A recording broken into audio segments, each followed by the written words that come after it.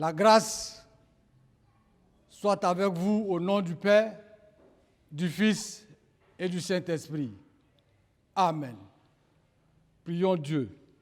Notre Dieu, notre Père, tu es l'auteur de toute vie et c'est en toi que nous avons la vie.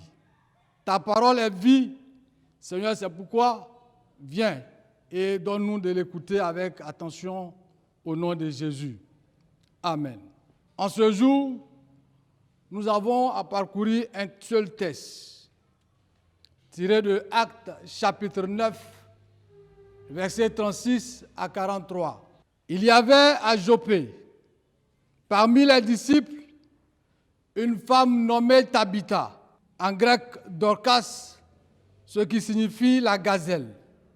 Elle faisait beaucoup de bonnes œuvres et venait en aide aux personnes pauvres. À cette époque, elle tomba malade et mourut. Après avoir fait sa toilette funèbre, on la déposa dans la chambre au premier étage de sa maison.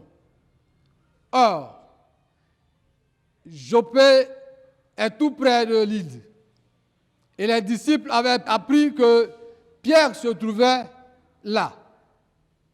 Ils lui envoyèrent donc 2 hommes pour l'inviter en lui disant « Dépêche-toi de venir chez nous ». Pierre les suivit aussitôt. À son arrivée, on le conduisit dans la chambre.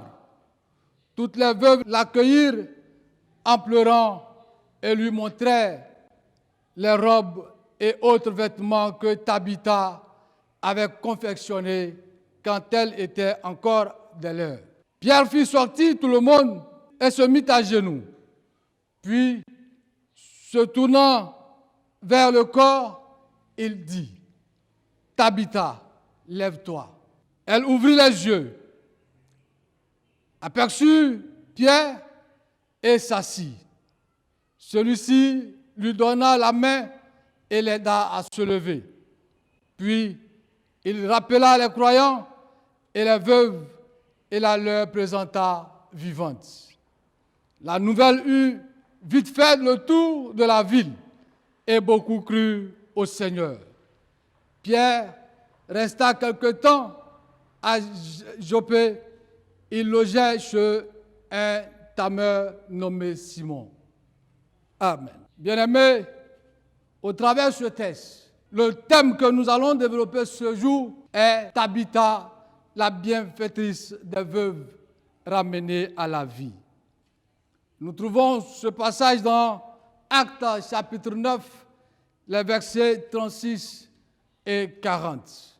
Bien-aimés, le livre des Actes, d'où nous avons tiré ce texte, a été écrit par Luc, médecin de profession et compagnon de l'apôtre Paul. Ce livre est un complément de l'évangile selon Luc. Dans ce livre, il rend témoignage des actes des apôtres par la puissance du Saint-Esprit. Ainsi donc, après avoir guéri à Lyde un homme nommé Énée, paralysé depuis 8 ans, Pierre se rend urgemment à Joppé, ville proche de Lyde, appelée par les disciples de cette ville au sujet de la mort d'une d'entre eux nommée Tabitha. À son arrivée, Pierre fit sortir tous ceux qui étaient dans la chambre où se trouvait le corps, se mit à genoux et pria. Après la prière, Pierre se tourna vers le corps et dit « Tabitha, lève-toi ». Et elle ouvrit les yeux.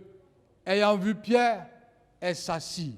Bien-aimé, que veut dire Tabitha? Tabitha en hébreu ou Dorcas en grec signifie gazelle. La gazelle, vous savez bien que c'est un animal qui a de beau corps, un animal gracieux. Tabitha donc est certainement une femme élégante, belle, douce et qui faisait beaucoup de bonnes œuvres. Aidait beaucoup de personnes telles que les veuves. Par ses œuvres, elle prouvait qu'elle était disciple de Jésus. Tabitha tomba donc malade. Certainement, lors de sa maladie, les autres ont dû prier pour elle, pour qu'elle retrouve la guérison. Mais Dieu, voulant montrer sa gloire, va laisser Tabitha mourir.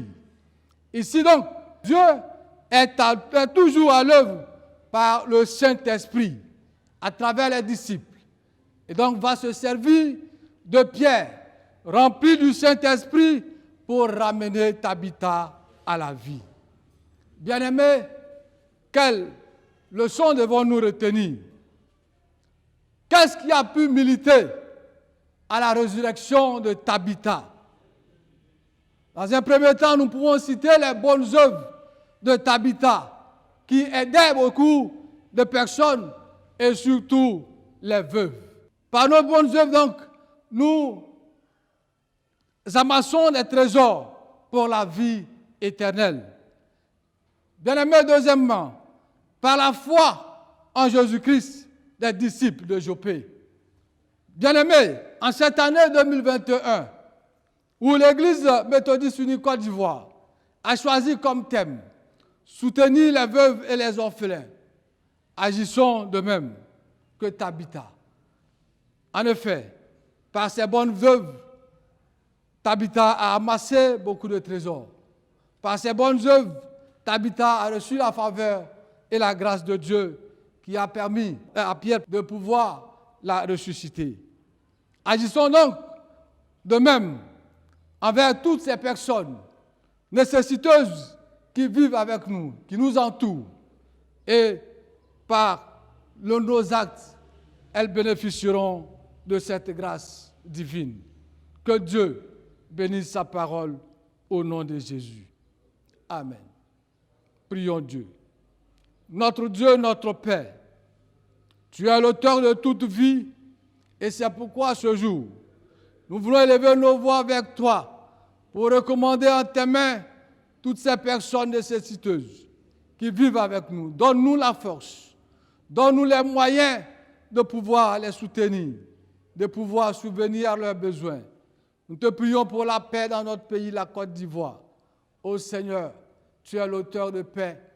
Accorde à notre pays de vivre en paix au nom de Jésus. Que la grâce, la miséricorde et la paix soient avec vous tous au nom du Père, du Fils et du Saint-Esprit. Amen. Notre Dieu est notre